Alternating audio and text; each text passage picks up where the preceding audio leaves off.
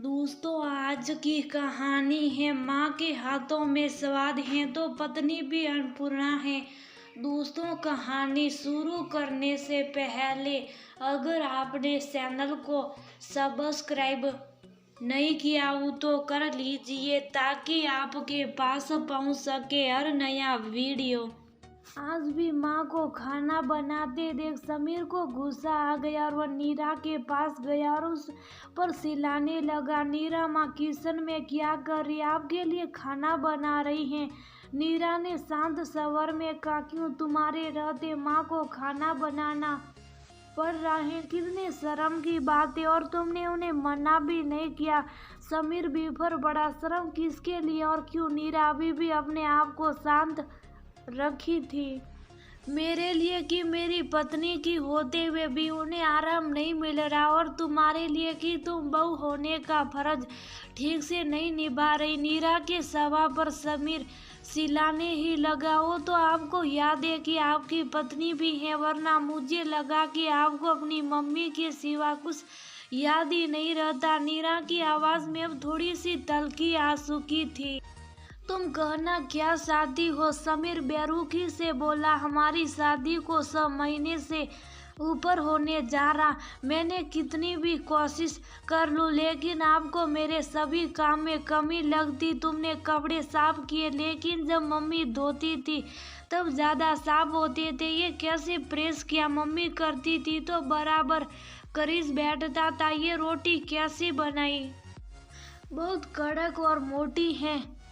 ये दाल कैसी बनाई तुमने? ठीक से तड़का नहीं दिया। सब्जी में कोई स्वाद नहीं है। आज तक आपने गलती से भी एक बार भी मेरे किसी भी काम की तारीफ की है नहीं। हमेशा मेरी तुलना मम्मी जी से किया, और मम्मी जी वह तो खुशी से फूलकर कुपा हो जाती कि उनका बेटा अभी भी उनकी आंचल से बंधा हुआ है। नीरा भी अब गुस्से से फट पड़ी। ओ, तो तुम्हें जलन होती है, बर्दाश्त नहीं होता मेरी बात? हाँ, सच भी है। सच्चाई कहाँ सबको पचती है? समीर तंज करने लगा। समीर की बात सुन नीरा सिर पकड़ कर बैठ गई। सच्चाई? कौन सी सच्चाई? सच तो यह है कि आपको सच्चाई नहीं समझ आ रही। मैं आपकी पत्नी हूँ और आप मुझसे अपनी मम्मी को खोज रहे, जो गलत है। हाँ, मैं भी जानती हूँ कि दुनिया का बड़े से बड़ा शेफ भी माँ के हाथों से बने सिंपल सी चटनी रोटी के स्वाद की भी बराबरी नहीं कर सकता, लेकिन इसका मतलब ये नहीं है कि उसने खाना खराब और बेस्वाद बनाया है। आप अपने स्वाद की इंद्रियों को डेवलप कीजिए। जितने प्यार और अपनेपन से मम्मी जी आपके लिए खाना बनाती है, उतने ही प्यार और अपनेपन से मैं भी आपके लिए खाना बनाती हूँ। लेकिन खाना बनाते समय हम दोनों को ही भाव अलग है। मम्मी जी अपने बेटे के लिए और मैं अपने पति के लिए। फिर आप ही बताएं कि हम दोनों के बनाए खाने का स्वाद एक जैसा कैसे हो सकता है? आप मम्मी के हाथों से बने खाने को तब से खा रहे जब आप बोलना भी नहीं जानते थे। कल को हमारे बच्चे होंगे, उन्हें भी सिर्फ अपनी माँ यानी मेरे हाथ का खाना पसंद आएगा। शायद पापा जी को भी मम्मी के हाथ का बना खाना उतना पसंद नहीं आता होगा जितना आपको। रोज मैं बहुत ही प्यार से आपके लिए खाना बना रही थी, जबकि आपको मैंने बताया था कि शादी से पहले मैंने कभी खाना नहीं बनाया। सिर्फ आपके लिए बहुत ही प्यार से मैं खाना बनाती और आप पहले ही निवाले। पर ये बोलकर मम्मी जैसा सवाल नहीं है। मेरी सभी कोशिश पर विराम लगा देते और आपको मुंह से ये सुनकर मम्मी जी एक व्यंग हंसी से मुझे देखती। इसलिए मैंने मम्मी जी से कहा कि आपके लिए वही खाना बनाए। तो क्या गलत किया?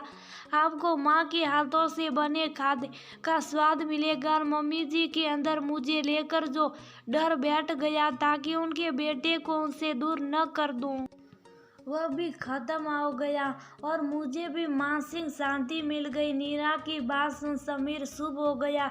उसके हाव भाव से लग रहा था कि नीरा की बात ने उसे सोचने पर मजबूर कर दिया।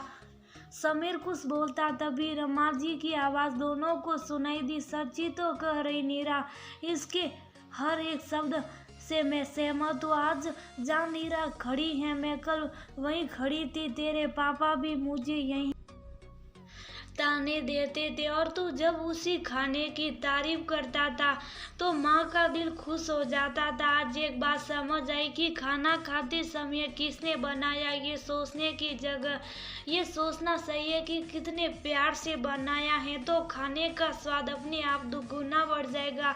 माफ कर दे बहू, मैंने तेरा दिल दुखाया। समीर को भी समझ आ गया कि कभी भी तुलना करना अच्छा नहीं होता। माँ के हाथों में स्वाद है तो पत्नी भी